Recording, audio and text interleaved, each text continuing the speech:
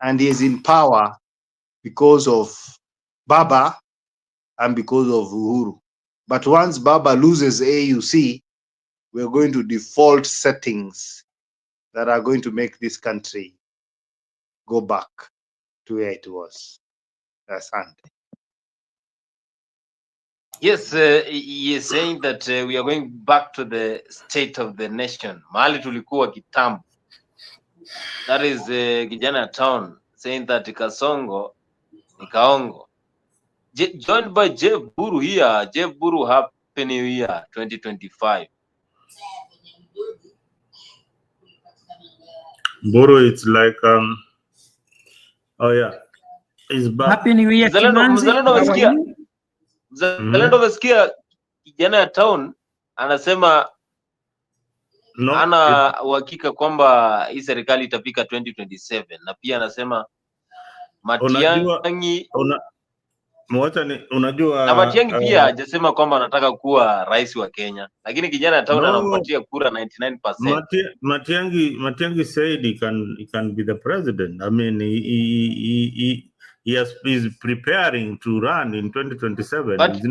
But Matiang'i, he doesn't have numbers. Kisi cannot give him numbers to become the president of the Republic of Kenya. Even Wajakoya did not have numbers and he ran for president. Yeah.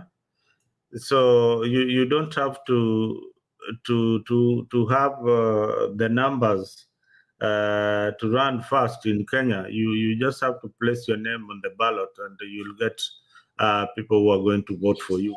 So what I disagree with Kijana Town when he says that before 2027 Ruto's government will go and Matiang'i can be the interim president. I don't know which constitution is reading, or I don't know where that is coming from. He must be on something that is different from what we know. So Kijana Town maybe can explain how this is going to happen. How do you remove William Ruto as president, then install Matiang'i as president? You know, this kind of weird kind of thinking is what sometimes breaks my heart. That there are people out here who think of things that are impossible. Things they just imagine things, and they say, okay. But Mzalendo, yeah, they always say that all dreams are varied. But you see, some dreams are, you know, Mburu, some dreams are so impractical. Let me interject you. What happened after Kibaki was declared the president in 2007? What did the constitution say about the prime minister then? So that we get into factual, because sometimes we also argue as if the law is made for man and not man for the law. And I can assure you, I can give you before you continue, numerous countries today that had constitution, but they have a president that they never expected. One is Traore. And don't tell me this West Africa, it happens a lot. But I can assure you, in times of crisis, the constitution makes no sense, bro. If the Gen Zs continued and Ruto disappeared, like what happened in Bangladesh and Sri Lanka, what happens in such a country?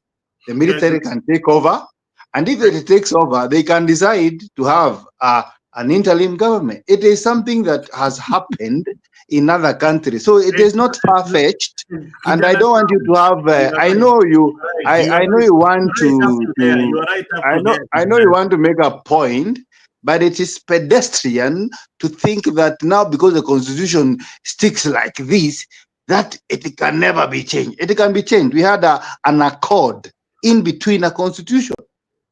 Bro, we had an accord that went to parliament, and we had a prime minister who was not envisaged in a constitution. So as I finish, I want to tell you that don't be shallow-minded and close your mind that now, until we have an election, that is the only time we can have a governance. No, we have countries today that are being led by people who are from the military.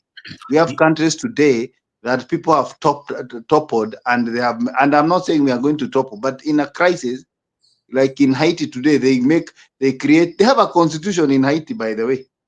And in Haiti, every now and then they have a new prime minister. We are giving, we have not reached that point. All those that I'm saying. I'm just saying we have not reached, but we can reach. Is it far-fetched? So let us think beyond our nose and try to put something inside between our ears and see the possibility. We are not saying it's going to happen, but the constitution is not cast in stone. That now, because it is written, it is 5 years. It is not cast. Okay, Kenyatta, I want to agree with you in only one thing that you said, that not even one. You said numerous things that are very important, but the way you had brought them earlier on, at this particular time, 2025, the scenario, we don't have a scenario where we are like Haiti, or we have a military taking over. We have not reached that point yet. But last year, when the Gen Zs had the protest, and had they gone on with the protest, then this conversation is what we could be having at the moment, an interim government coming in and all that. When you bring in situations like Kibaki's situation, we had the post-election violence. The international community had to come in. There has to be a situation of anarchy, a situation of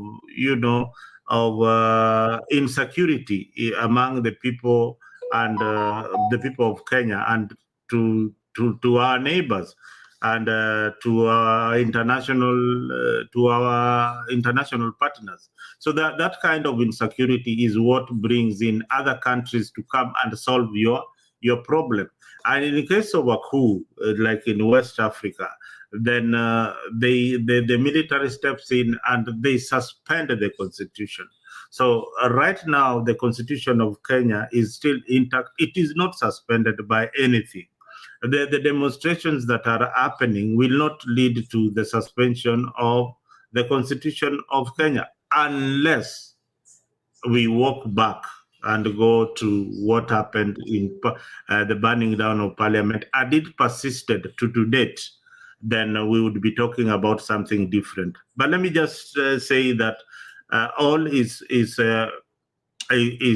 possible with the current situation in parliament, and the numbers that William Ruto has in parliament. The only people who are keeping William Ruto in parliament is Raila Odinga's political party called ODM. It is that simple. We don't have to even go very, very far. If you wanted to remove Ruto from power, just remove Raila Odinga from his camp, and then place a motion of no confidence, a vote of no confidence in parliament, and it will go, just like Gachagua, they did to Gachagua. It is that simple.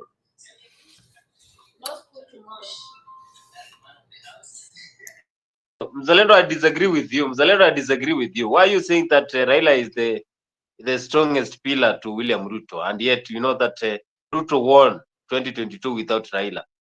What shows that Raila is the only person who is backing William Ruto when it comes to this politics?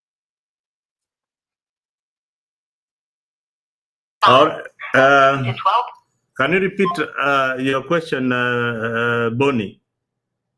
Why are you saying that if we take Raila from the government, then Ruto will be,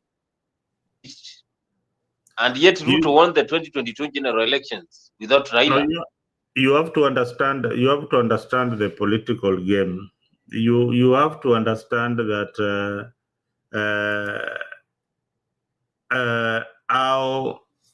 how the numbers work, and why Ruto needs numbers in parliament to pass anything. To pass a vote of no confidence on the presidency, you need 2/3 of the majority in parliament. So without that majority, the president cannot pass any bill. in parliament, even if it meant passing the finance bill, he will not be able to rule. He will not have any money. So he needs a political party like ODM. In the absence of Gachagua, Gachagua has moved away with his MPs, and they will not support anything that is brought by Ruto's government. So the only people who have come in to fill the gap is ODM party, and they are filling in the gap of those who had left William Ruto's government, mainly from Gachagua supporters from Central. Wiper movement are not in bed with the government, so their numbers will definitely vote alongside the minority leadership in parliament. So that is how it works. All right. So, and that is why parliament is very, very crucial. That is why you see them talking the way they are talking, because they are backed by the executive. So this is how things play, how things will play. So anyway, let me allow Mburu to say something, because he's been there for a while.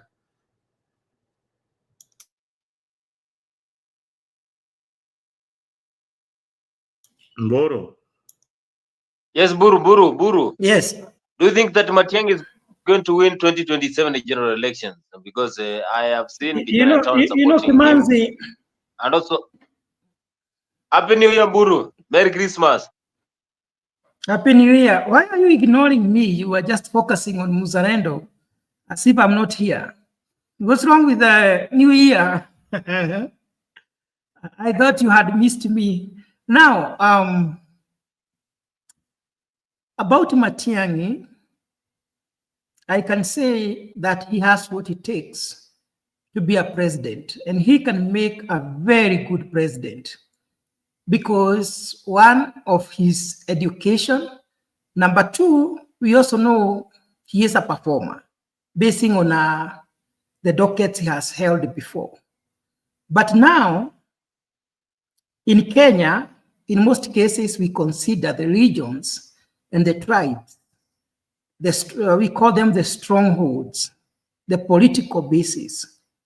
Matiang'i, as good as he is, as educated as he is, as principled as he is, Kenyans, I think will not embrace him because he doesn't come maybe from one of those very strong tribes.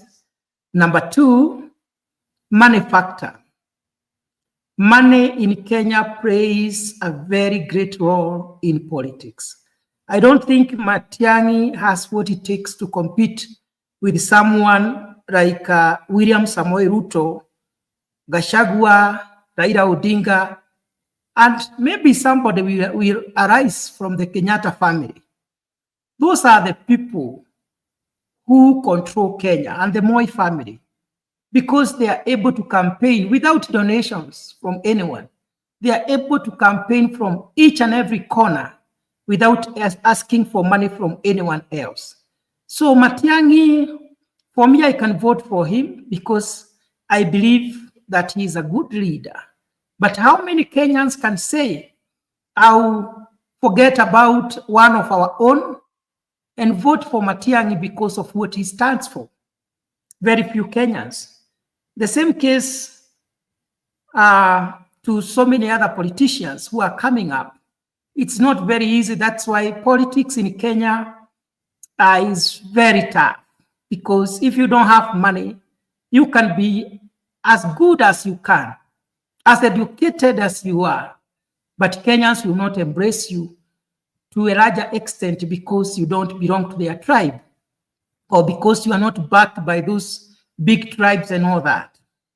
Away from that, I listened to Kijana wa Town, and I really wish to see that guy, and I think he is also a Gen Z, maybe. But when I was listening to him, I felt that he is someone who can see far, maybe than some of us. Yes, I agree with Mzalendo to some extent that Kenya has not reached the point of anarchy. Kenya has not reached the point of suspending the constitution and people deciding to take power in their hands and doing what other countries, like what Sudan did. They arrested Bashir and took power in other countries. He gave examples what Traore, something like that, did. I think, what was the country? Yeah, I think though we have not reached there, some of the proposals that are being made by our politicians, especially trying to extend the term of the president, can lead Kenyans to go to that direction. Because I am trying to imagine a situation whereby they are saying they are going to bring a bill in parliament proposing that the president should go for 7 years or even more. And I believe if they try that, Kenyans will not even allow William Ruto to finish his term. And I'll be one of those who will be saying no. That is one of the reasons why I can go to streets. I have never been in street. But anybody trying to take us back, remember there was a time we had Kenyatta who ruled for 18 years. We then had Moi, who ruled Kenya for 24 years. And we were McTiming for 24 years. You can imagine. I don't want to imagine such a situation. So yet, yes, Kenya is not in that level. The people who are supposed to be forced out of power are people like Museveni. You know, we say Mugara muue na haki umpe. William Ruto is not very good, but also he is not very bad as compared to someone like Museveni. We have not seen anyone in Kenya, any politician being taken to court-martial, like what is happening to BCJ. In Uganda, things are upside down. There is a president there who thinks that Uganda is himself. I haven't seen that in Kenya. We have someone like Kagame who feels that if he is not in power, Rwanda will not exist. So at least I haven't heard William Ruto saying that he will not have overpower if he is defeated after 5 years. So Kenya has not reached that point of escalation. Therefore, we also give William Ruto credit. He's not very good, but he is also there in the middle. So some of these politicians will never become presidents, not because they are not capable. Some of us, even the people who come here to the panel, would like to become presidents of Kenya. Some of us here, they are very educated. But if you don't have anything in your account, it's very hard for you to be heard by Kenyans. Even getting that seat of an MCA, Mzalendo tried one time, he will tell us what happened. And this Mzalendo is not a poor guy. If someone like Mzalendo was not listened to by his people, what about other people who don't have good jobs, though they went through the academic system? So Kenya's politics is very tough. Only a few people who are able to navigate corruption, bribery, and all those other things that makes one to become the president. Kijana wa town mentioned something very important, that it is very unfortunate. I don't know how you feel when you hear that your president is number 2 in corruption. That is, you know, he is almost being the best in corruption. I wish it was something else. To me, it's very unfortunate. I feel so bad for that. And if he is that corrupt, Mr. President, if you're listening to us, instead of saying that Kenyans and the world is unfair to you, just reflect on yourself and ask yourself hard questions. Why am I being ranked second globally, not in Africa, in the whole world? And what does that mean to the image of our country? What does that mean to our economy? What does that mean to those who would like to invest in our country? So it's not a good picture. It's not a good thing. There is nothing to celebrate there. And it is the high time that the president should come out strongly to fight corruption in government, because one of the reasons why he is being voted among the best in corruption is because he bribes for the bills to pass in parliament. Somebody mentioned here in the show that even right now they are trying to bribe presidents across Africa to vote for Raila Odinga as the AU chair. And they are using billions of taxpayers' money for them to achieve their goal. So these are some of the things that are attributing to him being voted as the best president in corruption. So it is a bad thing, very ugly, something that we should not even be discussing about, because when he was campaigning, he promised there will be no money to be stolen because they will work very hard to make sure there will be no corruption. They will make sure there is accountability, and some of us supported him. But when we hear corruption is all over and he doesn't seem to care, some of us withdrew from supporting him. And today we are criticizing some of the things that they are doing that are not pleasant to the nation or to our economy. Thank you, Kimanzi. Yes, thank you, Jeff Buru, and that was wonderful. And also, we have Jeremiah Omondi here. Jeremiah, welcome to Africa 24.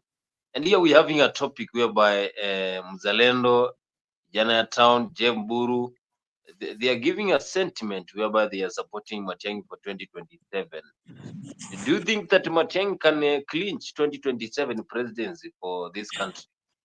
Does he have numbers? Bon, good evening, Mzalendo and Jeff, and Good everyone evening, else sir. who's tuned in. Good evening, good evening.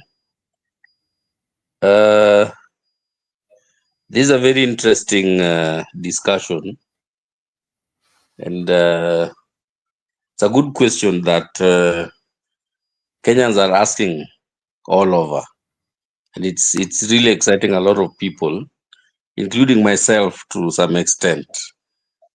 First thing though, if you see Matiang'i running for president, know that he's somebody's dog. Somebody's pushing him. Okay, that you can take to the bank, because one, like Mburu said, Matiang'i doesn't have the financial muscle to run a successful campaign in Kenya. You know that Kenyan campaigns really depend on a lot of the depth of your pockets. That is one. Two, his entry into the game, right, will disrupt the status quo, because if he comes and let's say hypothetically Ruto manages to keep Baba on his side, who will be on the other side with Matiang'i? Because I don't think he can run alongside with Gachagua. That is one scenario. The other scenario is if he's running, okay, and say for example maybe Baba and Ruto break away, and Baba for some reason agrees to support Matiang'i. That means that Matiang'i, by extension, will get a lot of support from Central, because, like I said, if Matiang'i runs, is somebody's dog, and the owner of that dog is the owner of that dog is one Jaden. Yeah, he could make a good president if he can make it, because he knows how government works. He delivers results. He's a very stern leader. If you were to make it there, something tells me he could be a good president. It could be transformative, but his path to the president is not very easy. Now, again, and I asked this question of you, Jeff, the other day, that in your wildest dream, do you see Kasongo in Kasarani on one bright Sunday morning with all Kenyans in Kasarani? He hands over the instruments of power, ati ameshindwa, atoke hapo kama civilian. I don't see that happening.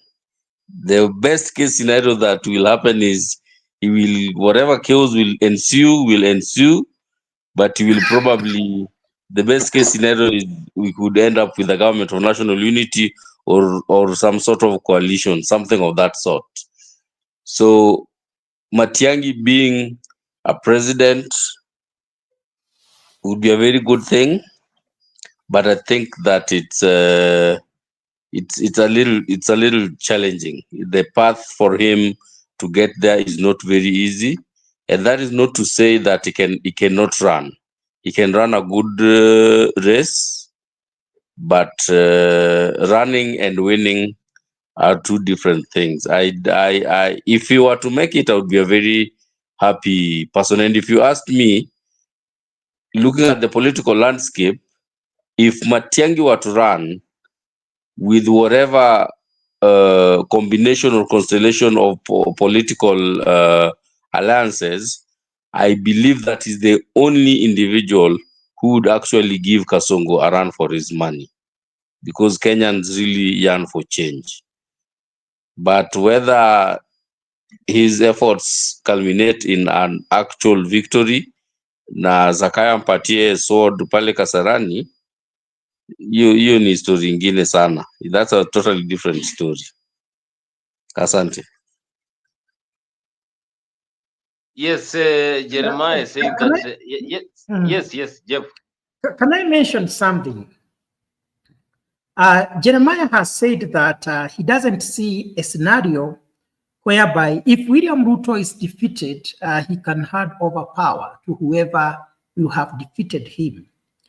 But I also want to say that choices have consequences. There are also consequences of not handing over power.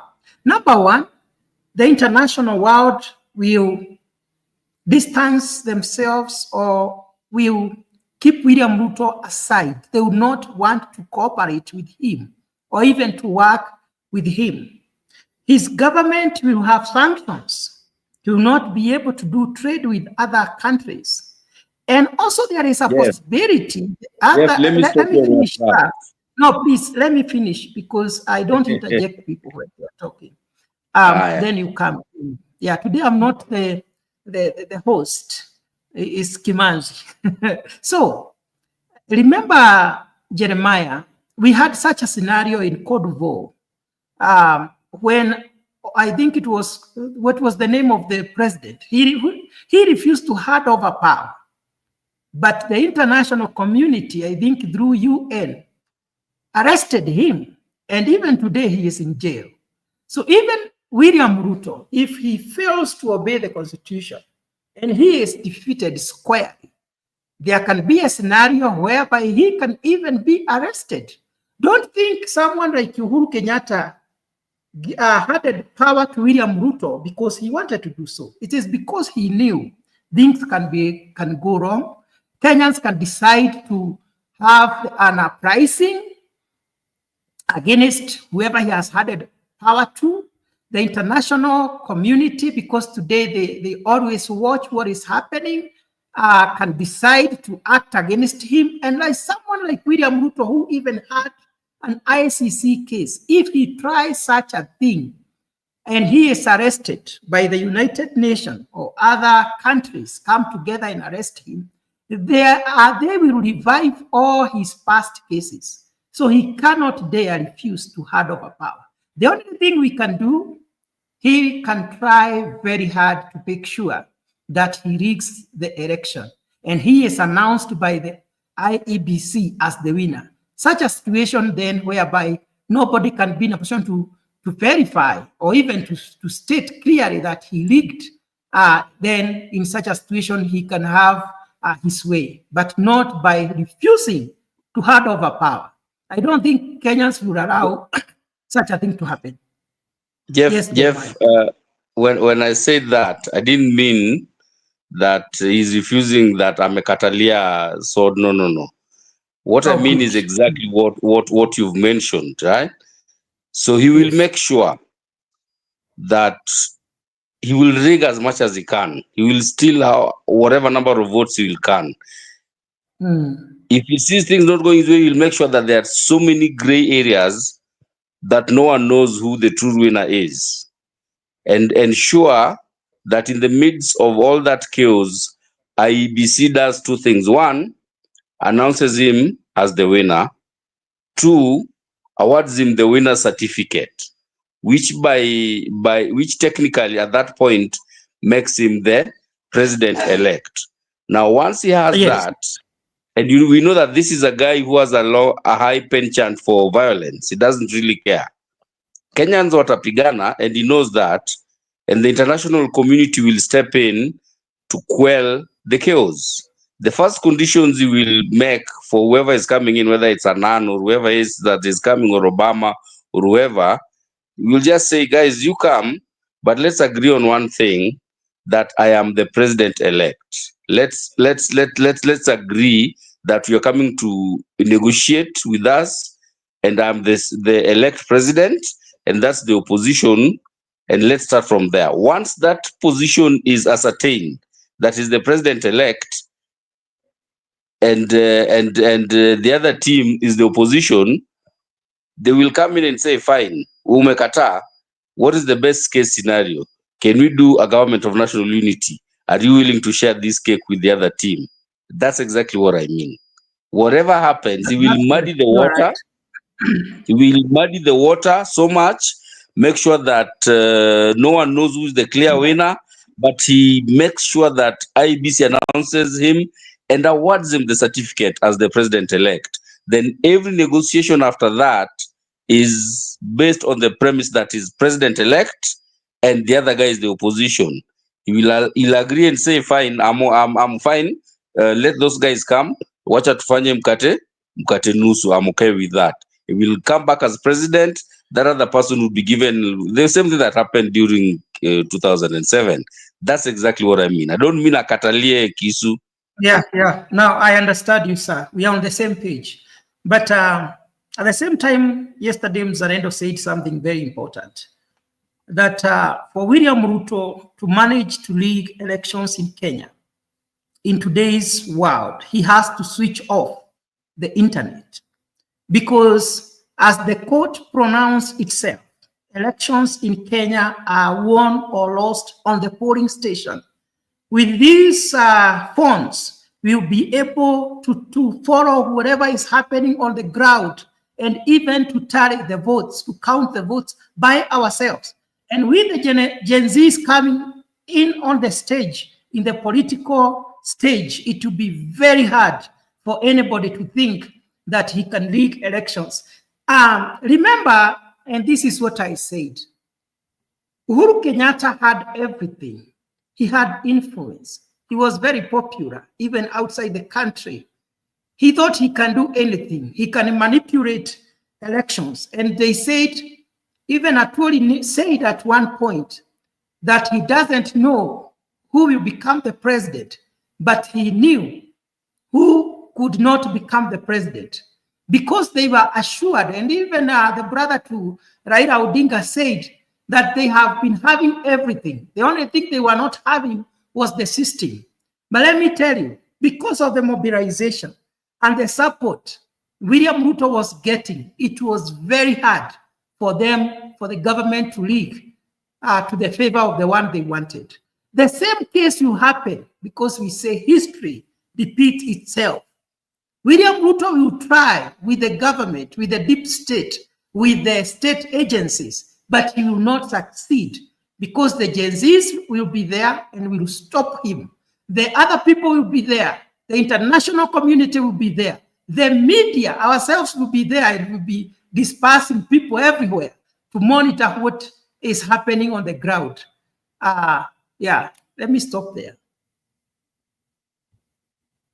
Yes, that is Jeff Mburu, and of course, he is saying that things might change. Jimmy, welcome to Africa 24. Give us your views on what do you think about a 2027 general election. The panel is here. Some of them are saying that they support 100% Matiang'i.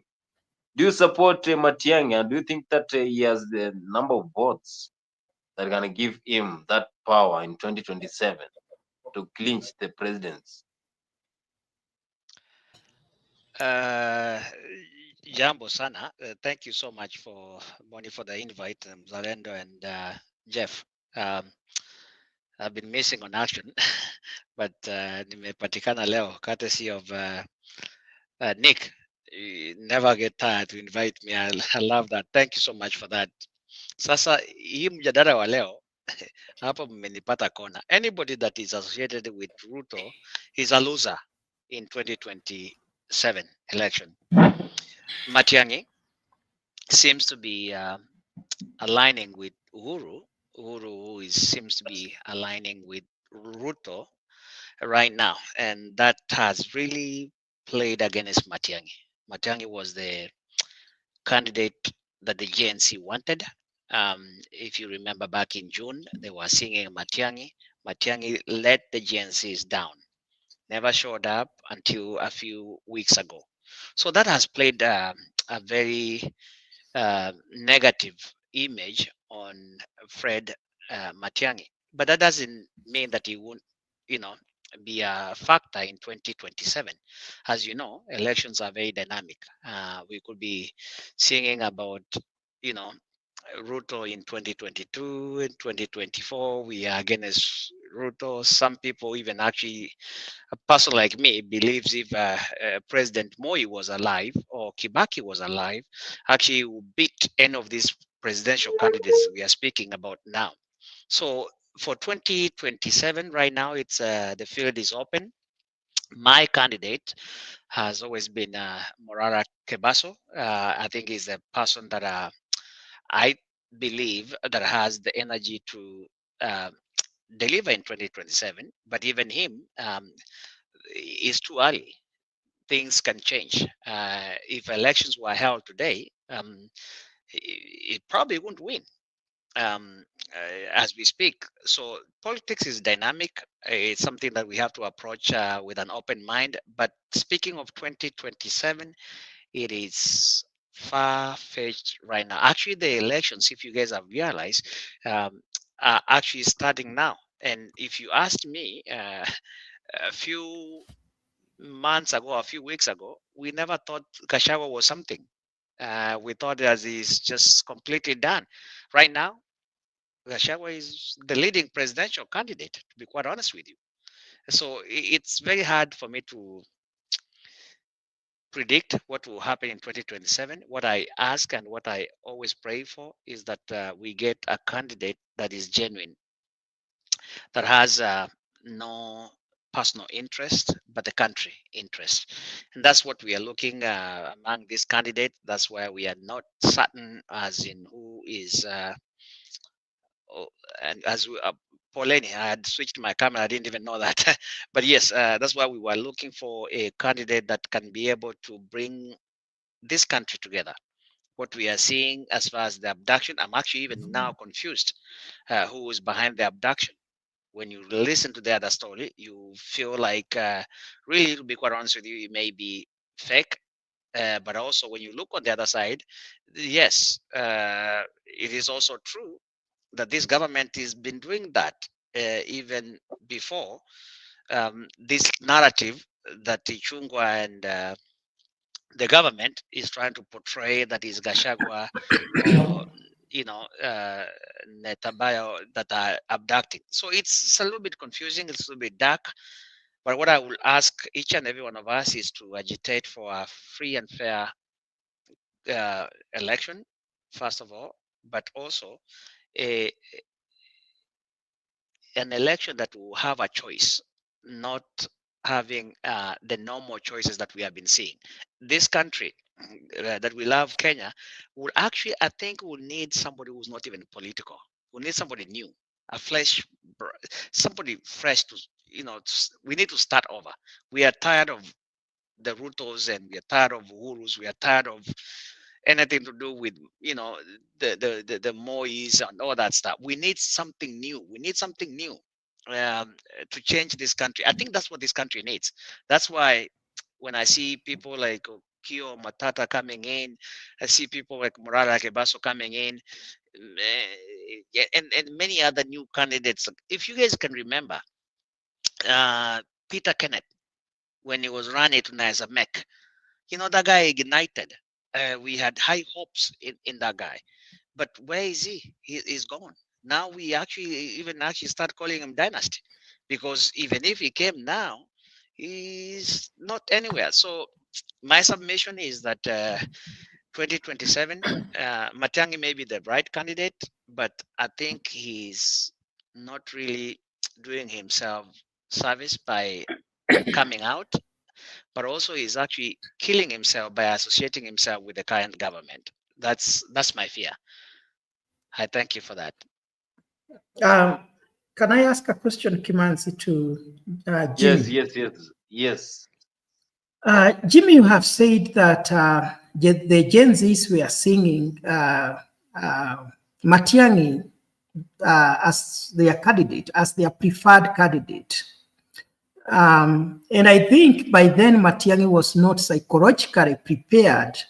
It's kind of, they ambushed him because he was not aware that there was going to be a movement called the Gen Zs. He just had the young people singing his name out there.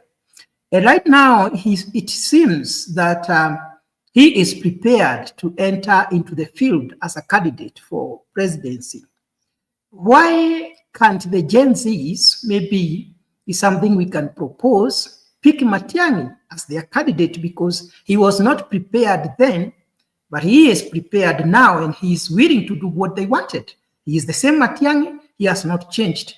The other thing, because maybe you have said Morara Kibaso is your candidate for president, and when I look at his age, he is almost a Gen Z. And I haven't seen the Gen Zs supporting him. Do you see a scenario where the Gen Zs will say, this is one of us, he is well articulate, he is a good orator, he has brain, he is a critical thinker, he has been able to identify the faults in the government and all that, and support Morara Kibaso? Why can't they do that? Maybe you can say something like that. Yes, Bonnie. I appreciate that question, Jeff. I'll start with Matiang'i. You remember, if you followed keenly, at the campaign of Hillary Clinton. Hillary Clinton brought a narrative that, are you able to pick up the 3 o'clock a.m. phone call? That phone call at 3 a.m., it's not a usual phone call. The GNC in June, they called Matiang'i at 3 a.m. Matiang'i did not pick up their call. The Matiang'i we are talking about, even now as we speak, he is in Kenya, but there's no vibe. There's no vibe for him. The guy is a very good administrator, I believe, and I think he will be a very good president like Kibaki. But I think Kenya does not want that now. The time Matiang'i had the chance to pick the 3 a.m. call, he didn't pick it up, and he hasn't even realized that he didn't pick that call. That is his shortcoming. Now, I have said that my candidate now is Morara Kebaso. That does not mean in 2026 he will be my candidate, but he has proven to be my candidate up to as we speak. Now, you allege that the GNC do not support Morara Kebaso. Now, I'll tell you this. Morara is popular because of the GNC. Morara is also popular because of the Vampire Diary. Morara made people like you and I realize how the government has actually been stealing from us. This stealing did not start with Ruto. This is something which was happening even before Ruto.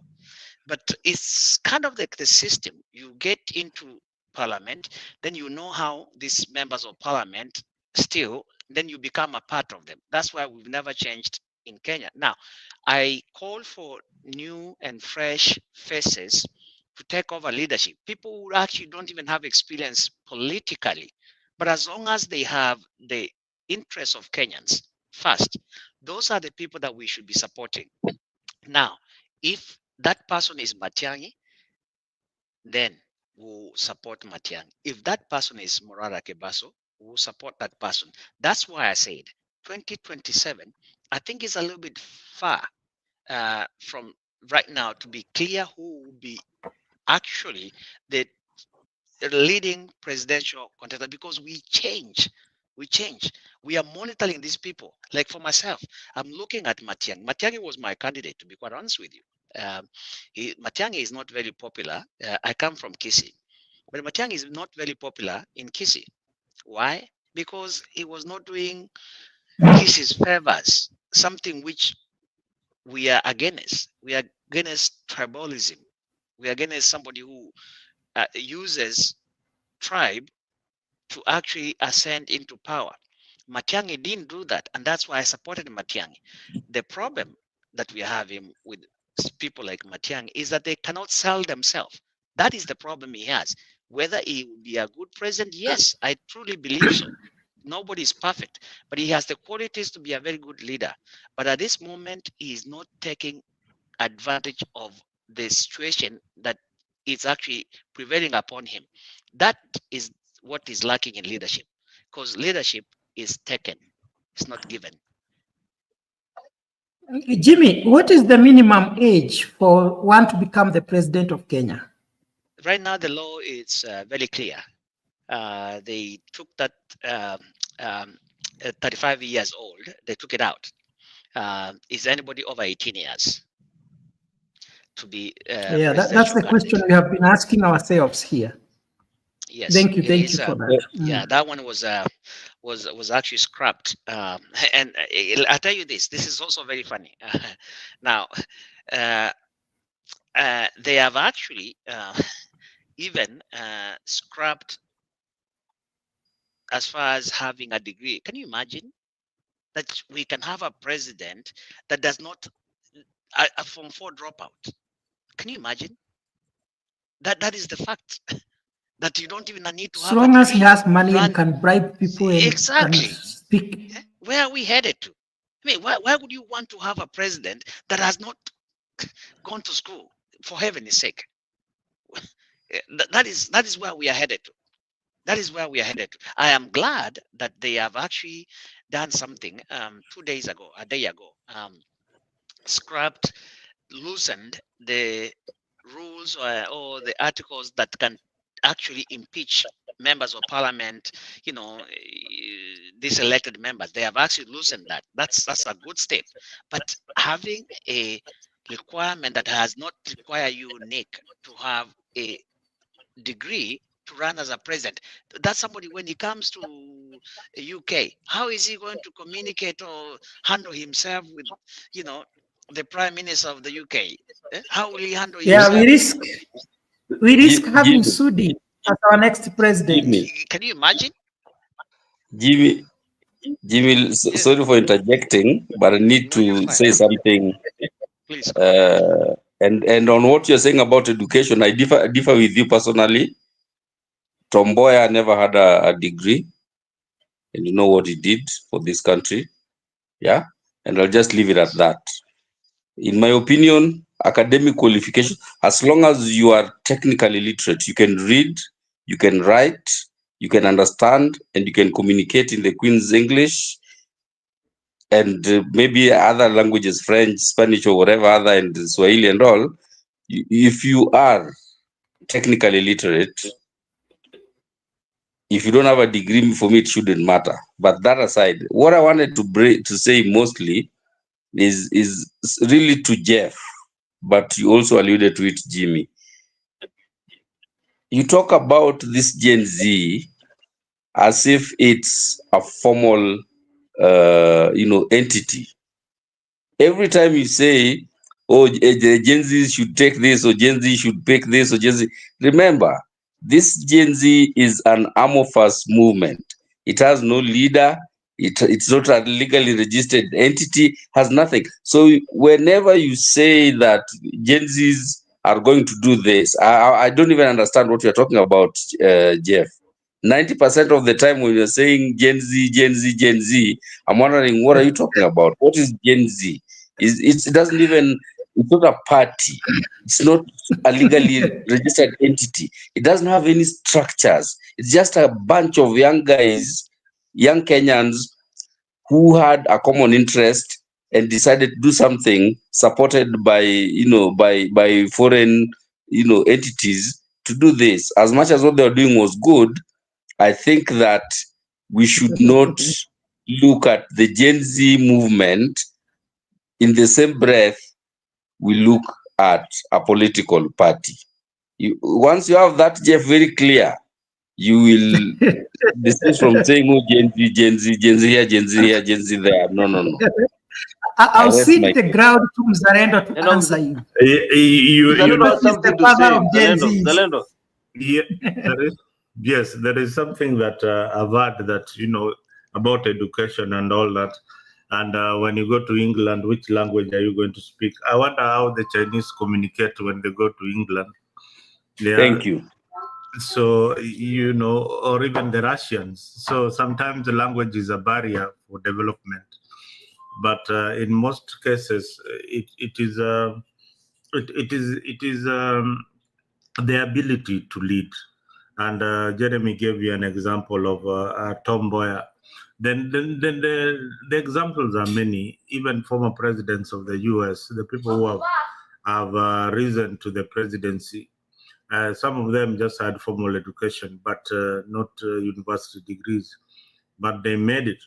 So sometimes we have also seen university. You have also seen graduates. We have seen professors as county governors. One of them is Professor Nyang'nyong. You have seen the work he's doing.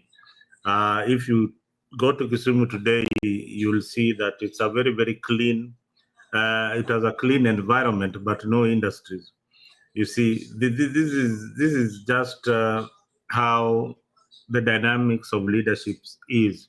So speaking too much English, being eloquent, does not qualify you to be a leader.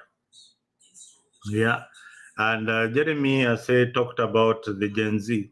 I want to differ a bit with how Jeremy looks at the Gen Z's population.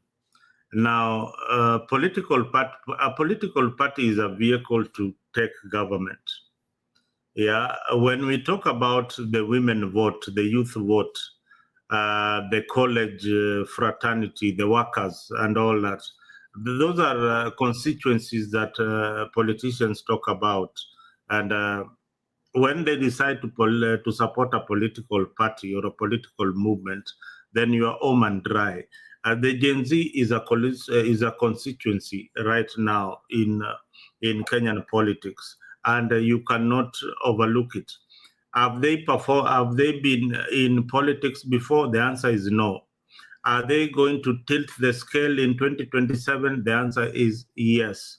And the reason is because they have been invited to the game. They have been invited to the arena of politics by the politicians. I think they did it by default. They didn't know how to handle these young people. Ruto had the opportunity to handle the Gen Zs in the best way, and he would have been one of the best good presidents in Kenya. But he lost that opportunity last year when he was invited by the Gen Zs on a table to make the changes that they felt were important for them. But he lost that opportunity. Can he get it back somehow? Only time will tell. But I can tell you, he has lost that constituency already. And this is not just a constituency of people who are out of school. This is a constituency of of students who are in college, of graduates. These are constituencies that are in school already. So our politicians know that it is all important to have numbers. Political parties are formed to grab power and not to support the party in power. You can only support it when you have a negotiation like what Kinababa Raila are having. It is a negotiation for convenience. But moving forward in 2027, the dynamics of politics in Kenya has really, really, really changed. You have to form coalition. Candidates like Morara Kibasu, they have to form alliances with other like-minded political parties or entities in order to get power. What the Gen Zs are forgetting, which is fundamentally important, is reading the politics of the moment in Kenya. You cannot go into election in Kenya, say you are tribeless. That is already your strength. But know that politics in Kenya is tribal. It's tribal based, and that is the biggest strength. When I was advising Jimmy at some point when we had a conversation, I told him, a candidate like Morara needs a constituency that he doesn't have. His tribe, and that was the right time. You strike the iron while it's still hot. Get that tribe to back you. Then when you look at the national politics the way it is right now, you already have your tribe on your side. Then look for the other constituency, the college-going students, the political parties that you'll form alliance with, and other communities that are really fighting hard to have their unity together. Natembeya, why is he being fought so hard by government today? The Luhya are number 2 in terms of numbers. Let me tell you, we have gone to school. We want to assume that we are tribeless. Very, very true. But tribalism in Kenya is real. Mburu today will tell you that, Nick, me, I look at the policy of a candidate, I look at blah, blah, blah. Absolutely true. But when he goes back to the village, that number or that ideology or the policy that Mburu has in his mind, he cannot sell it to his village constituents. They will look at what Gachagua is saying at the moment. Hey, Gachagua amesema tupigie nani kura. That is why today in parliament, the MPs for Central are very, very, very scared. If you are not aligned to one Gachagua, you will not see parliament in 2027. Now, the new entities, the entities of Kinamorara, they have got a very, very steep hurdle to climb. Because already there are people who control their territories. There are people who have marked, this is like an animal kingdom. A rhino marks its territory. If you step into a rhino's territory, you are gone, I'm telling you. Whether you are a lion or an elephant, it will pounce on you because they know you are the enemy. Now, the same way in Rift Valley, people are marking their territories. I heard today something from Ali Hassan Joe, and I think that is fear-mongering. And when you hear Ruto, Joe talking, he's saying, kama ni noma, kama ni nini. You know what he's saying? Those are coded languages. You guys don't read this. Read this in the way they are. Those are coded languages. Kama ni mbaya ni mbaya.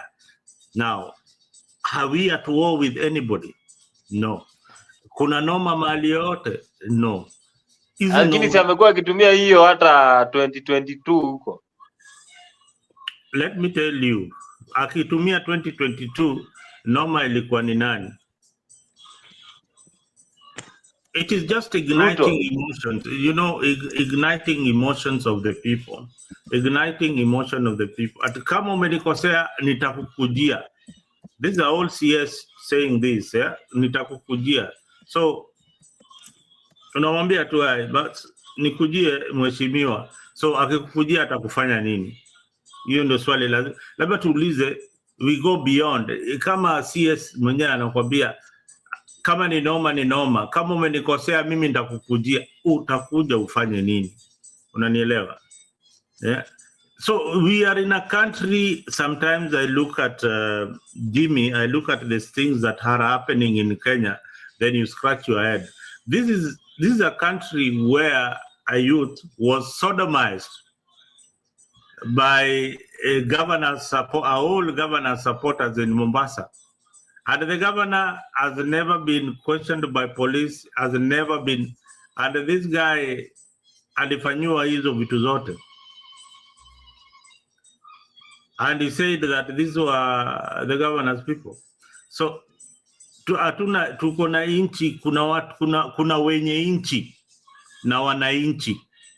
Let me leave it as such. Kuna wananchi na wenye inchi. Can I add something more?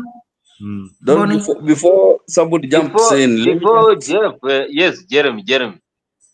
Let me just clarify something with what Mzalendo said. So Mzalendo, I agree with you that the Gen Zs is a constituency, but it's a very amorphous constituency. And I agree with you that people like Kebaso and even Matiang'i, what they need to do is form their formal arrangement, then seek the support of the Gen Zs as a movement.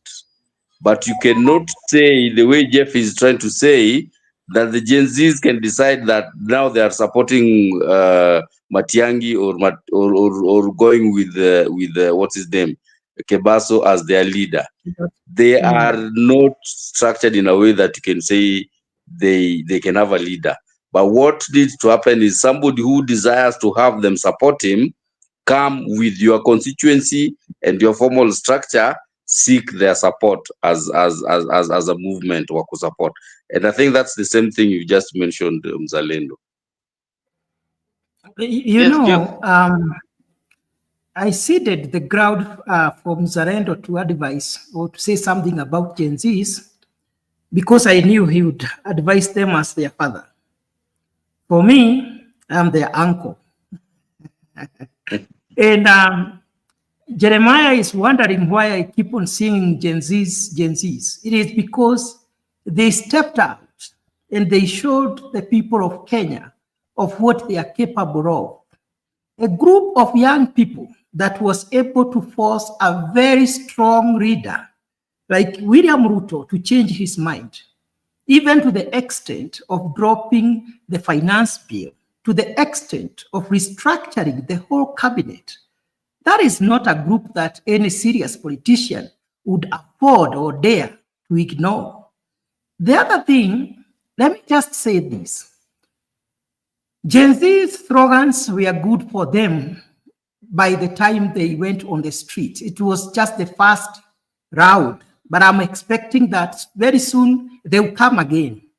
I know they retreated. They already tested what they are capable of doing, and already they know what they are capable of doing. That people in that age bracket, they are so many, and whoever they support, and that is why I'm saying Gen Zs are even stronger than any political party. Because even the slogan of saying they are tribalists, that is something that should be admired by everyone. I admired that so much. You don't know how bad I feel when I even come to the show and everybody most people keep reminding me that I'm a Kikuyu. I would like a scenario whereby I will come in the debate and people will not even mind about my last name. They will see me as a Kenyan. And I think that was the message that the Gen Zs were trying to send to Kenyans, that we are tired of these old ways of doing things, of these old ways of handling politics. You keep on thinking about where you come from, who is your father, what is your tribal name and such kind of things. And I think that was a plus. The only area where I can advise them as their uncle, they should stop saying that they are leaderless. They will not go far. And that is why I commend, or I support the idea of choosing someone like Matiang'i to be the leader of Gen Zs and support him. And the other thing they should do, they should not say that they are partyless.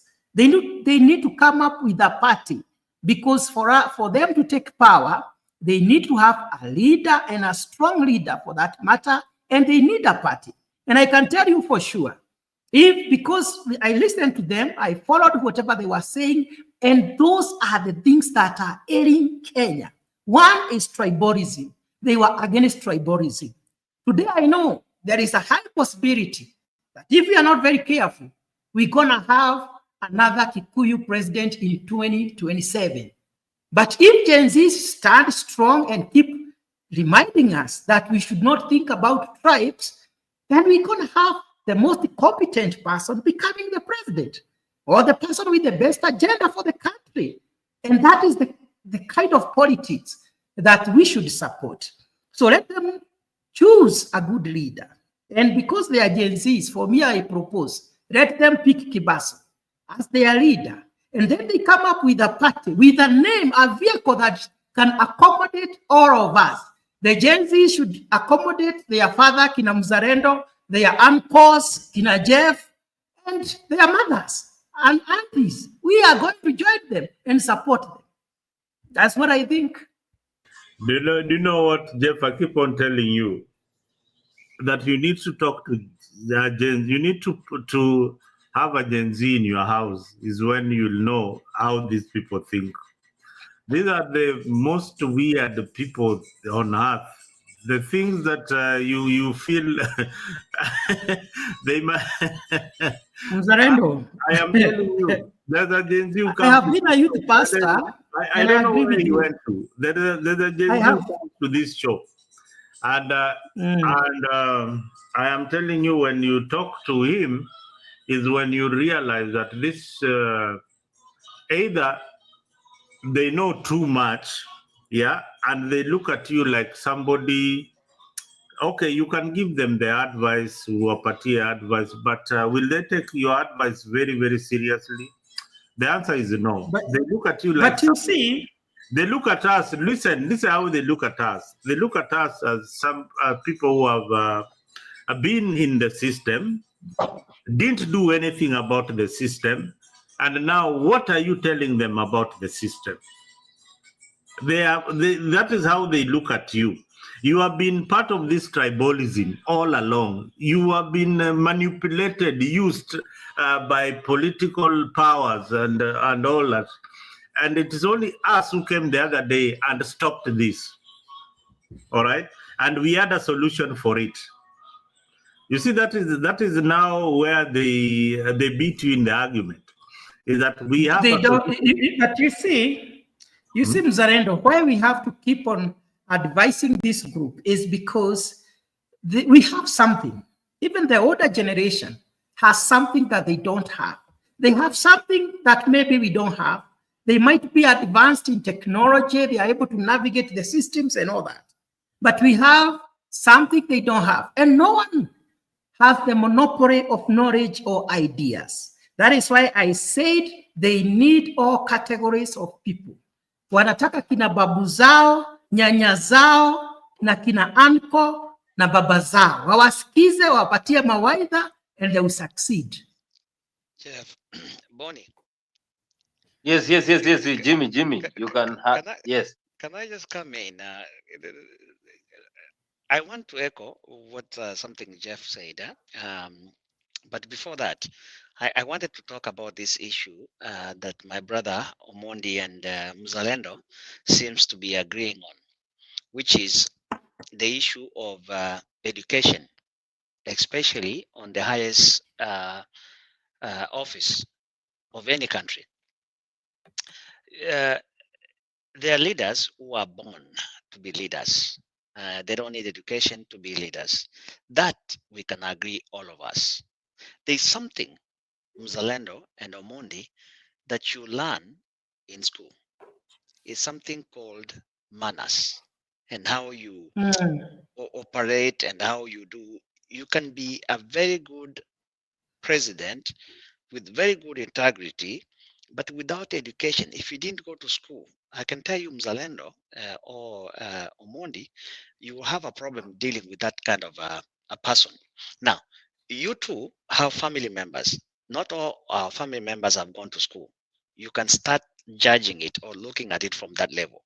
That even these people that didn't go to school, there's something they didn't learn. Not all of us, you can go to school to be you can learn, they say something, you can go to school to be an engineer, for example, but end up being a doctor because of probably money, ABCD. What I'm trying to say is this, that the school may give you a different skill, but you end up being a politician that has nothing to do with what you went to school to. But what you gain from that school is how you relate to people.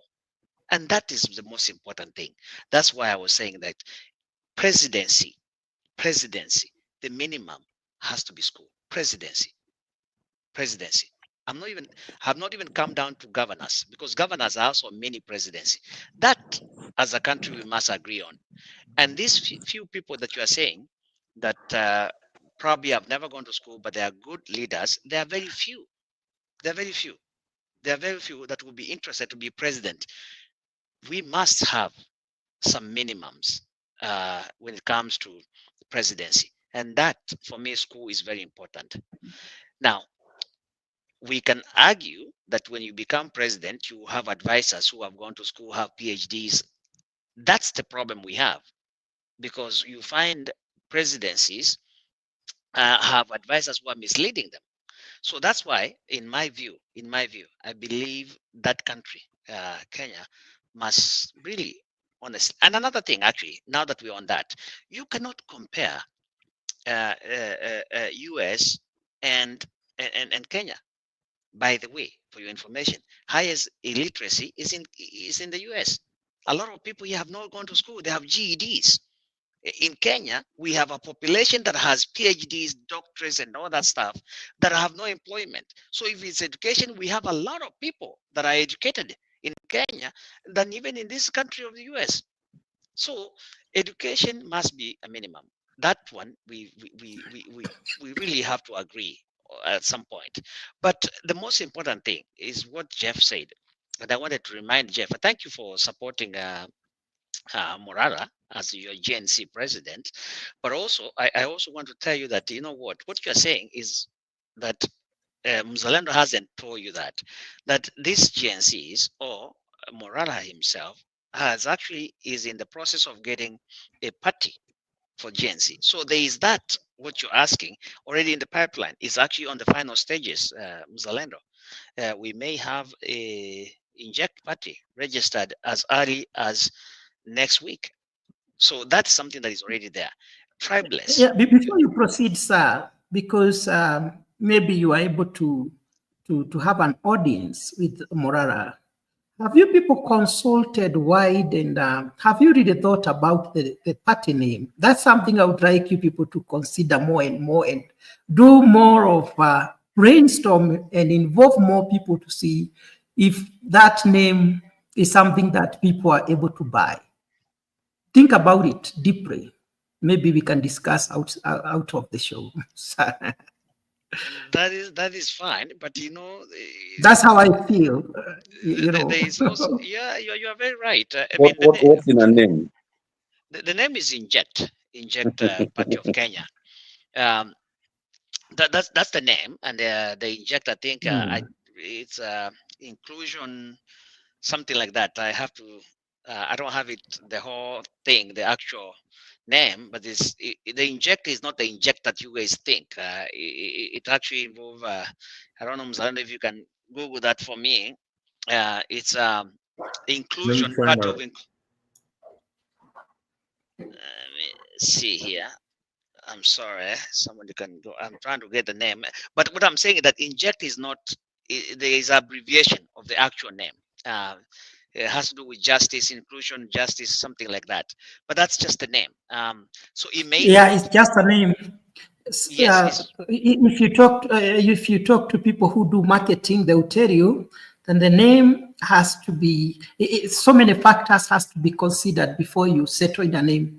And now that maybe you haven't registered the party, that is why I was saying, you still have a room of negotiating more and see if it can accommodate, or it's something that, for those who do marketing, they will tell you that you have to consider so many factors.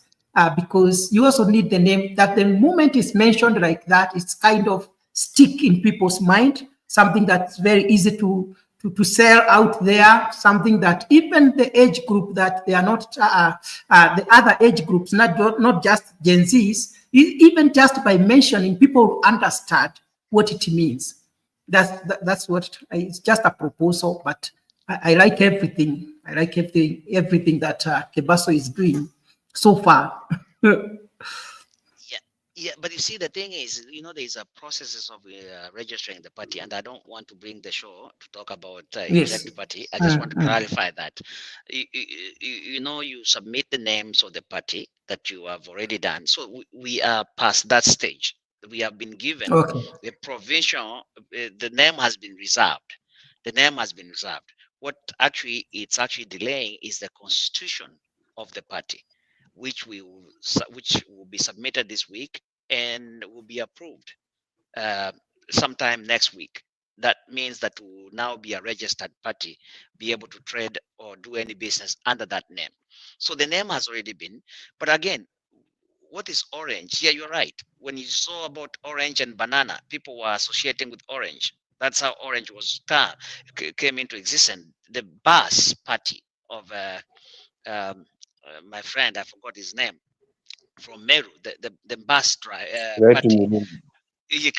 Yes. So yes, you are right. But I think these kids, they thought they're injecting Ruto. Something, I don't know what was the thing, but it was very popular, and I think it's still popular. It's just that probably it needs just to be sold, marketed very well. I think it's a good name. It's not a bad name, to be quite honest with you. If you get the actual, and I will give you at the end, I'll give someone else to talk, but I'll give you the actual name as we continue the show, and you'll see the meaning, what is behind the inject. But Omondi, watch out, Chukia Gen Z. They actually have. The reason ngoja ni kuinject tu kidogo these kids and Mzalendo told you something, and I hope you heard it. Hebu kuwa na watoto, one of them kwa nyumba, usikie these people, they are hard to, these people our ski. Let me tell you this. In fact, if you go to this TikTok thing, when they see you are old, they don't want anything to do with you. They're like, well, Mzee. In fact, you know what they have gotten to Omondi? They have to a point whereby they don't want to pray. Hawataki maombi. Wanasema they don't believe in God. Can you believe that? So these kids, yes, wametufanya tumeanza kuongea. That's all I wanted. You can inject me, Omondi. So Jimmy, trust me, there is no one who would want to see the Gen Zs in one way or another succeed in transforming Kenya. I would be the first in line to vote for them once they have a structure and they have a formal way of engaging in discussions and discourse and the processes of politics. So I'm very interested that you say there's already a party that is being formed. Let that happen. We will support that. Two, in my professional career, I am a youth employment and career development counselor. So I deal with this Gen Z. And the biggest problem, their biggest challenge is they are so too independent in their own thinking. They don't like to be told. They don't like to be corrected. And that sometimes works for them, sometimes doesn't work for them. So I know this Gen Z is vizuri sana. Yeah. I deal with them a lot. Now, in the matter of education, let us separate literacy and academics. Okay. My stand is, let's not measure leaders on academic qualifications, but rather let's look at their literacy levels.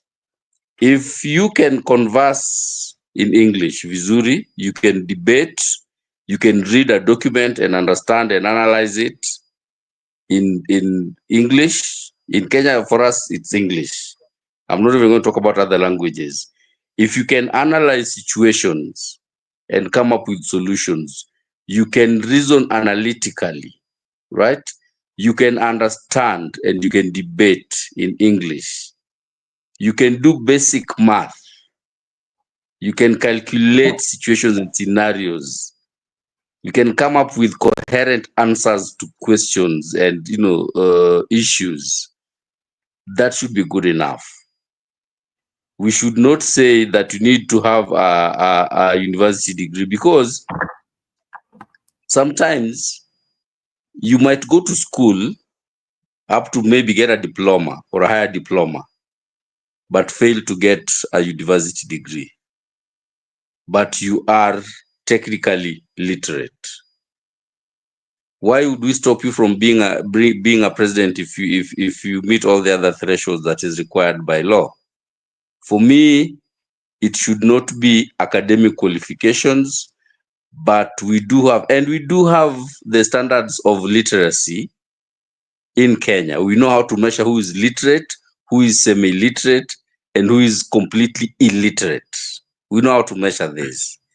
And I remember that at some point I used to have that discussion with myself. I'm saying, let's maybe have a way that once all these parties can inject have submitted their presidential candidates, okay, the Electoral Commission, whichever body it is, IEBC, IEC, whatever it is, should take them through a literacy test to assess their level of literacy, not to assess their level of academic achievement.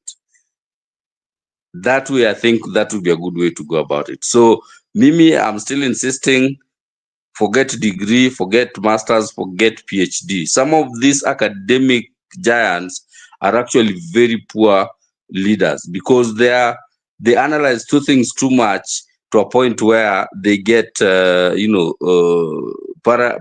paralysis by analysis. Yeah. And this is practical in what you said, Jimmy, yourself earlier on. Matiang'i is not able to just present himself to the Gen Zs or just jump out of the bushes and start saying, "Oh, Mimi no Gen Z, I'm the leader of the Gen Z." Why? Because he's educated. He's analyzing the situation. And in politics, because of the dynamic nature of politics, you don't have to do a lot of analysis. You should be, considering situations and analyzing and adjusting as you go. If you understood the Luo, like I know Mzalendo would understand, go out of there. You don't have time to stop and do it. Oh, okay, let me make sure that the situation is right so that I make the next step. No, you make the step with faith as you go. Yeah. And that is why Matiang'i has hesitated to where I didn't pick that 3 a.m. call from the Gen Z, because he had to sit back and say, okay, what is the situation here? But if it was some Mulu Mutisia somewhere, he would have jumped up, it would have taken the mantle, it would have run with it. And he would be like, why Mulu Mutisia?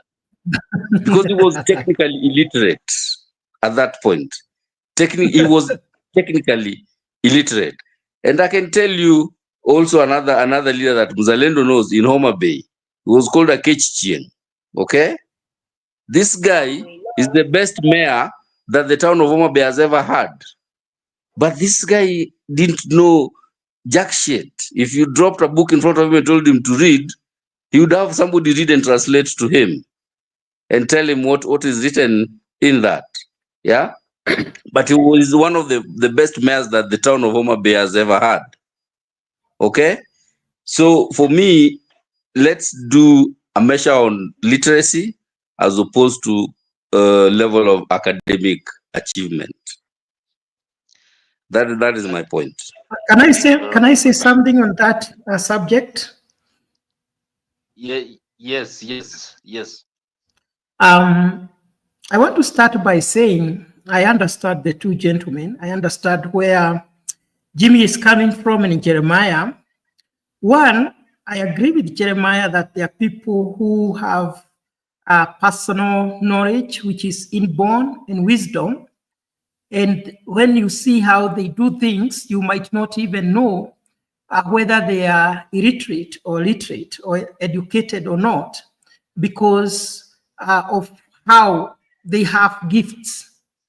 But sometimes it's very hard. It is a risky thing to do, just to say, let us just let people be voted in, so long as they are able to convince people out there, where we are likely to end up having someone who is totally illiterate in the office. That is why I want to say today that education matters. What does education do to a person? It broadens your mind. You are able to see things in the right perspective. It helps you not to have a lot of misunderstanding. It gives you something very important: patience and emotional intelligence. The people who have committed serious atrocities in the world are people who were illiterate and they were given a nation to lead. Think of someone like Adolf Hitler. Adolf Hitler was someone who was not performing well academically, and his father said, "I'll take them to a school of art to do fine art. At least if he cannot be in a position to comprehend education, he can draw something." And he started drawing pictures. That's the wrong analysis. Hitler was medically insane. He was medically certified insane. Let me finish, because I did the German history and the European history. So the father took him to do fine art. After doing fine art, he was able to draw some pictures, of which he was not even drawing very well. And because he was a very strong guy, physically, not mentally, strength today, we want people who are strong mentally, brain-wise, not physically. So he decided to do things physically. He would draw pictures, maybe picture of Jimmy or Jeremiah, and because he was a giant, he would force you to buy it by force. And people used to buy. And there was a slogan in German that when you see Hitler, buy his picture. Why? Because failure to which he was going to beat you up. So everybody in Germany, after seeing Hitler selling those pictures on the streets, they were buying it.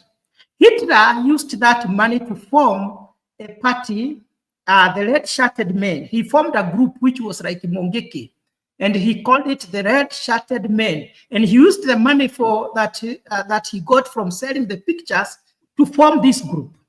And even the government was afraid of Hitler. He became so popular. And the Weimar Republic finally made a coalition with him, and finally the people of Germany voted Hitler as their president. Hitler finally killed over 2 million people. If he was literate, he would have had a second thought. Let us go to Uganda. We had Idi Amin Dada, somebody who did so many evil against his own people, against his own country. What was his level of education? He was illiterate. So I can give so many examples. Now, I want to say this. It is not a must that someone should be educated to be a good leader. Jeff, I want to stop you. Jeff, I want to stop you. No, you are trying to justify. No. You can't justify. You can't try to justify education or literacy and giving examples of psychopaths, mentally certified psychopaths. I will not allow you to do that. People, were they also educated? They were not educated. I am right. But wait, let me finish that. They were mentally certified, mentally There were mentally disturbed people. There were psychopaths. Okay. You can't use them to try to justify education. But Omondi, what they have in common with what Jeff is saying, education. Yes, they were psychopaths, but they were psychopaths who are not educated. They were technically, mentally certified insane. Now you are becoming a Trump. Really? Medically insane. They were both medically insane. Let me finish. So see education peke yake. See education peke yake. Finish. They have a very serious danger of having people who are not educated in a higher level of leadership is because of something we call inferiority complex. And many people don't know this. If you have ever worked with someone who is senior to you and he's not educated, he always tries to prove himself that I am better than Omodi, even though Omodi is educated than me.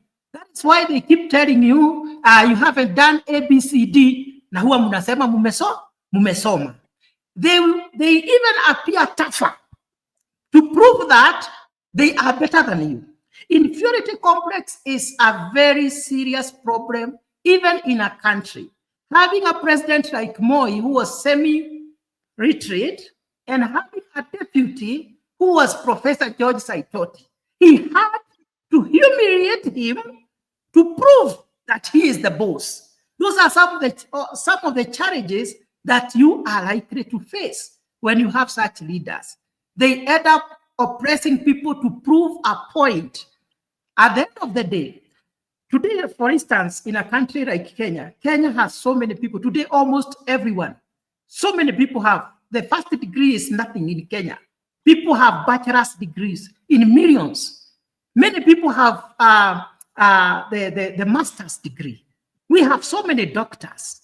So we should keep on encouraging people. And education, if we want to encourage our children, we should have those criteria, even in the political arena. Because we risk having a president, when he becomes offended, he can embarrass the whole nation by even throwing stones to people. Like what Jimmy was saying. We can even have someone embarrassing us in the international arena. We need at least a level, at least the first degree. A bachelor's is okay. But when we say we just like what was happening in the 1980s, I think we will not be progressing. We will be going backward. Education should mean something. I have worked with people who are my bosses, my directors, and my friends. Sometimes you go through hell when you work with people who are not educated. Some of them are very smart, they are very wise, they are very knowledgeable, but they always try to prove that they are better than you, even if you're educated. It's called inferiority complex, a serious challenge even for a nation. Anyway, Mburu, let me correct you. Moi had some education. He was a primary school teacher. I said semi-literate. I didn't say he was not. I don't think he was semi-literate. I don't think he had an education. The only thing, he had an education and he went to college, a teacher's training college. So he had an education. So Kabartonjo Teachers Technical College. He went to teachers training college, and he was a P1 teacher, teaching in a school. So don't say that maybe Moi was semi-literate. Moi was teaching in a class, and he was teaching to students. Now we had leaders like Abraham Lincoln. Abraham Lincoln only went to school for 1 year. Yep. 1 year, but he is the most celebrated president in the US today. Without any kind of education. But sometimes it is attitude that brings out a leader. If there are extremes that you are talking about, that you can have somebody who might misrepresent his country in a meeting because of lack of education. But again, most of these leaders, you see, it is experience. When you see a leader like Moi, he made sure that he had got an experienced DP, vice president, somebody who is very, very educated. Look at the history of Moi's vice president. He never chose anybody who is semi-literate or illiterate as a vice president. No, he went for the best. He went for the best. So he, as much as he was not a graduate, but he managed to get he appreciated education, and his developments were geared towards education. Look at how Moi ruled for 24 years. Look at the things that right now our leaders are trying to bring back in the schools, like the school feeding program. Moi in his, as much as he was not so much educated, he made sure that all the schools in Kenya had milk. All the students were being fed then during his time without education. Imagine, he had already realized. Yeah, and today we are beneficiaries of that. Maybe Jeff is not. Program. Can you imagine today? Go back to your constituency and find how much an MP is really trying hard to feed. Mzalendo, what are you trying to justify? Are you listening to yourself? No. I'm just trying to tell you that I am not saying that Moi had one of the best legacies. But I can tell you that some things that he did. So if someone fails to build infrastructures, instead of that person results into giving people milk without building roads and hospitals and building schools, I mean, doing what the government is supposed to do for 24 years, and you give Moi as a best example. No, I'm giving you an example of Moi. Don't give us Moi as a good example. Look for another person. The things that he succeeded in doing, for you to be ruled in for 24 years, it must be that he had got something up his sleeves. For my friend, don't ruled. For how did he manage for 24 years? How did we manage? Let Jimmy say something. That is a serious debate. How he managed to rule for 24 years is because of what Jeff was saying. People like Ouko, why was he killed? He outsmarted the guy in the US.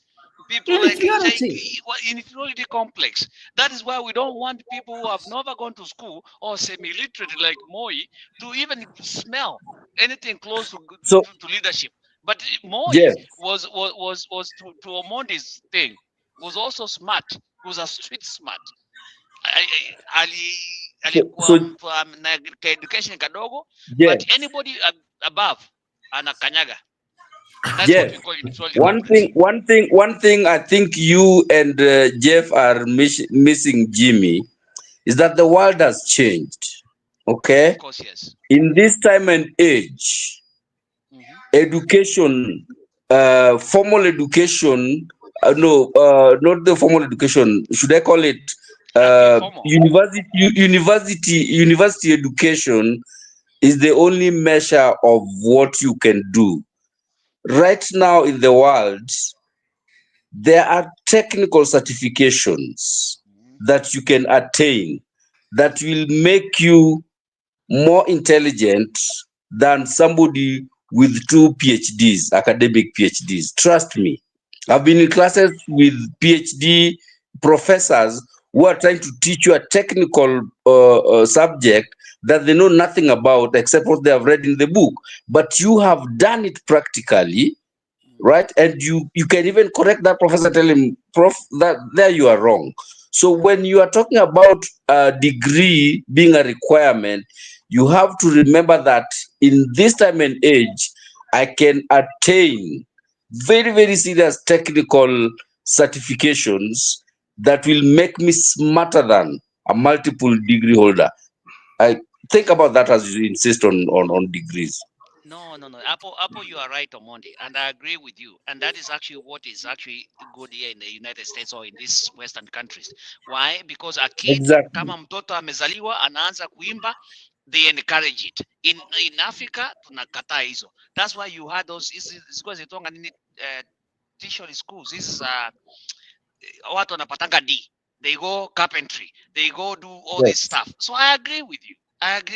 That has not been tapped in Kenya. It was there, but it has not been tapped in. What we are disagreeing, Omondi, and I think we are all agreeing, but what we are disagreeing, the highest office of any land should not be allowed kuwa na mtu ambaye hajaenda shule. Hata kama uko street smart. Should not be allowed. I agree. Jeff, Jimmy, I agree with you. Ameenda shule. Masomo ni muhimu bwana. Omondi, mimi sitakubaliana na wewe. Masomo ni muhimu sana katika uongozi. The measure of their school ni degree. Kama amefanya hizo certifications. Tell me if somebody comes to you with a degree in, say, BCom, yeah? And then somebody comes to you with an MCAC certification, CCNA certification, ESG, all of those. Would be the best thing. Hakuna shida na kuwa na diploma. Siku hizi watu hata wanaweza forge hizo certificate. Mtu ameenda diploma ni mtu ambaye amepata D, na nielewa. Shule, instead of kwenda university, akaenda kufanya nini? A skill. Huyo ni mtu anapaswa kuwa president. We agree. Na huyo mtu amesoma. Yeah, but see you are saying equal degree. So mtu kama huyo, we haven't said that. Hatujafika hapo. We haven't said that. You said a degree. No. You guys said a degree. My point, and that's why I brought the issue of literacy vis-a-vis academic qualification. Wacheni kugeuza maneno Jimmy na Jeff. You said a degree. No, you said a degree. Okay. What is Jeff, you said a degree. What is a degree? What's a degree? A degree can be a diploma, a degree can be a bachelor's, a degree can be master's, a degree can be PhD. What is a degree? That's why I was telling you, you guys, we are degree ni kama ile ya Oscar Sudi. No, Oscar Sudi has nothing. That was honorary. He was by the way, somebody did a mistake and embarrassed Oscar Sudi by giving him an English word swearing document, and he was supposed to read it. You can imagine. And also, that is Omondi. What I had said, I had just said at least. That does not mean that these other certifications and certificates are not important. My point was just one. Education is very, very important. And if you have an ambition of becoming a president, you start preparing earlier. To acquire that diploma, to acquire that degree, takes maybe 3 or 4 years. It is doable. So that we don't end up, like now you heard what Oscar Sudi said, that if he thought he was the one who was going to be named the minister or cabinet secretary of interior, that within 3 days, those people who are criticizing the government, they were going to see fire. They were going to be silent. What do you think such a person can do? He can even end up killing people. He can do exactly what he was saying because that is the level of his brain. He thinks these people who are not acting, they are weak because for him, he thinks you have to do things physically. You have to fight physically. You have to use force. Someone like Professor Kindiki, if he becomes the president, I'm telling you, he can work very well because he's not seeing it in the perspective of fighting and having people going physical. He is thinking on how can we work smart? How can we do things differently? We don't have to. No, you cannot control Kenya. Kindiki cannot control Kenya. Jeff, I'm not that is a lie. It's just an example, my friend. Understand yes, what I'm but saying? you should use a very good example like Kalonzo Musyoka, Patrick Musimba, the likes of Caleb Mule. Don't use that guy. Who's Caleb Mule? You are zingine napataga wazimu wengine kama Kasudi. But I think you're one of them. But the only thing I wanted to come and just say is that as much as we are insisting on education and all that, there are things that the university will not teach you. Empathy, Empathy will not be taught in school, in the university. There are things like character. If you are a thief, even if you have a degree or you have a PhD, you'll still be a thief. You understand? So there is an integrity. So it's just about your integrity. Yeah. If you decide with your degree and to be a thief, or when you get to positions of leadership, you still, that is just upon you as a person. You are taught in school, you are taught by your parents, it is character. It is character. Leadership is in character. Largely, it is in character. So the person you choose depends on their character. Sometimes they can be violent, just the same way you are talking about Sudi without an education. This is what he'll do. That is his character. That is his character. You'd find that another person with the same mindset, but will react to situations differently. So people react to in situations very, very differently. We have had in this country where we are, people are so educated, the level of literacy is very, very high. But look at the crop of leaders. Today I wrote an article on my page about my constituency where I come from, Homa Bay County, and the Luo community. This is a community that has the most intelligent people. Most educated, not intelligent, most educated people. But look at the development in that region. Look at the economic development in that region. Look at the empowerment of the youths in that region.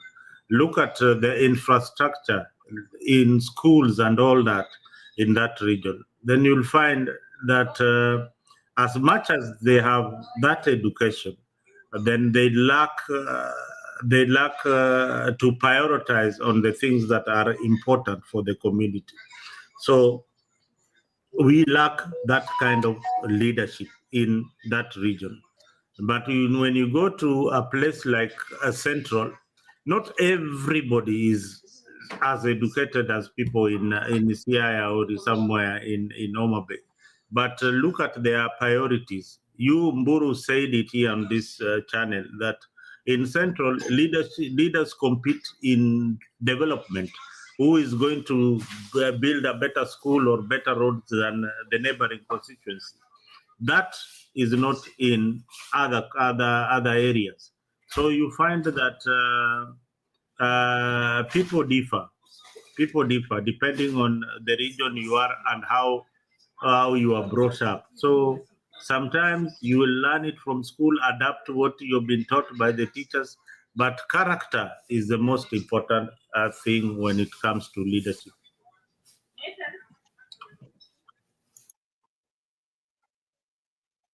Jeremiah, go ahead.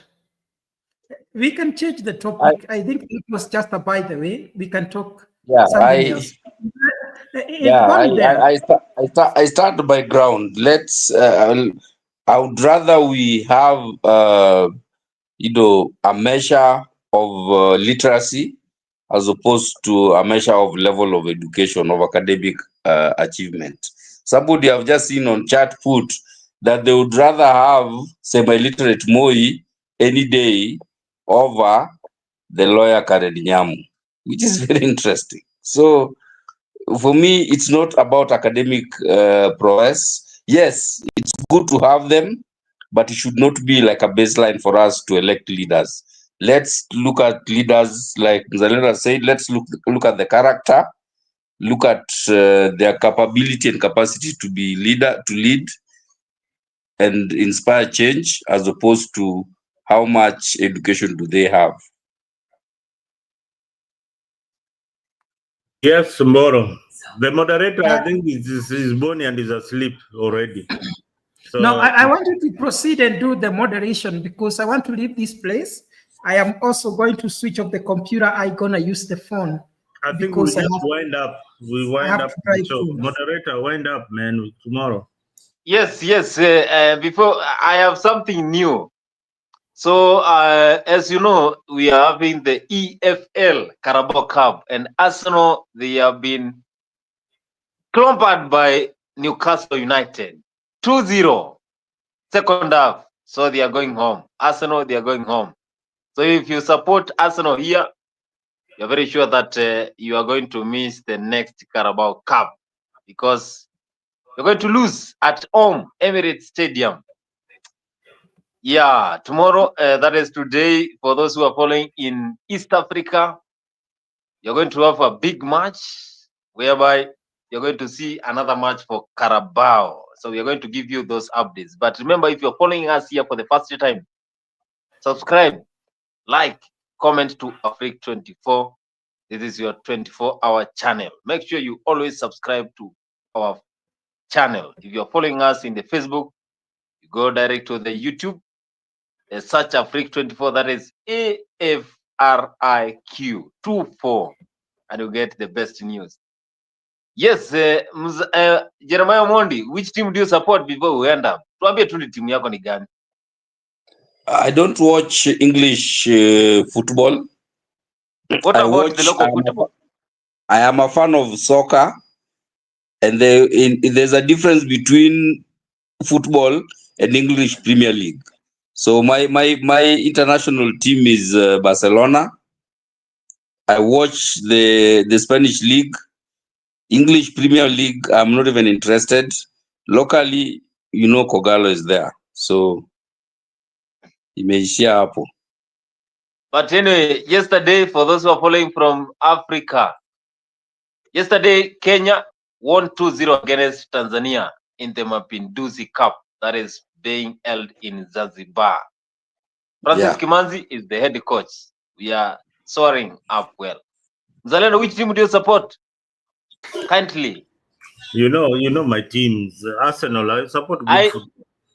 I support good football. Arsenal, Barcelona, and locally, of course, Gor Mahia. So, but we have the breaking news. Unaziona hapo tu kwa screen. I mean, what cup is that? Carabao Cup. That is a training cup for us. We don't really care about it. It is people like you who support Chelsea who think about cups like that. So for us, we watch the game, we get entertained. When we lose, we don't feel bad. Why do you feel so bad when Chelsea loses a game? Because I'm a big fan. Entertainment part of it. I think that today our team did well. They played well, and I was entertained with the game. That is it. That is it. Did we play well? Yes, we played well. Did we play badly? We played badly. When we win a trophy, we call it a plus. That is why we never defect from Arsenal, because we love our style of play. All right. So you need to understand this. If you are chasing for victories and cups, then Arsenal is not the team for you.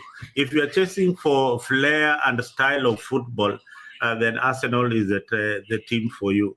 If you are chasing for trophies and anything, then you can go and look at Chelsea's cabinet. That historical cabinet, it is there for you. But for us, we support our good football. And when we go to Spain, we support tiki-taka, tiki-taka style of football. Yes, that is what we like watching. That is why you find Barcelona players, they can easily gel with Arsenal so easily. And Arsenal players can easily go to Barcelona and flourish. Look at the players that we have sold to Barcelona. They have created a name, and if they wanted to win trophies, they have won trophies with Barcelona. But Arsenal still remains one of the top teams in England. True or false? Yes, it is true. Are we on top of the league table in England? True or false? That is true. So what are you talking about? No, I have nothing to say, but for more information, for more stories concerning sports, then we meet here in the Dimbal Afrique so that we can discuss. But I know you are just yapping here, Mzalendo. You know very well that your team Arsenal does not perform in the Premier League, whether in the Champions League, either. I have asked you. Kariobangi Chance can win against Arsenal. Okay, we know that. No, which is your team? Which is your team? I'm a big fan of Chelsea. Is Chelsea above Arsenal right now in the table standing? Chelsea It starts is a in number simple 4. question. Just answer directly. Is it above Arsenal? No, we are discussing politics here. No, So you are debating. I've asked you a simple question. Is no, we yes meet for the no sports answer? show. Yeah? I cannot talk. Then close the show if you cannot defend your club, you know. Because how can I defend someone who supports Arsenal? A team that has not won cup since 2003. How? Have you played with Arsenal this season? Yes. No, this is 2025. Have you played with Arsenal? This is 2024-2025 season. Know your football. We are talking about 2024-2025 season. Have you played Yes, with we Arsenal? played with them. How did the game go? We settled for a draw. Gentlemen, it's like the debate is over. Let's see you tomorrow. All right. See you Okay. tomorrow. Aya. Haya, tunaneni bwana kesho bwana. It's over.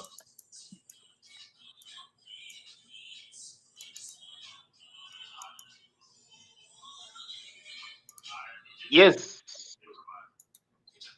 Where?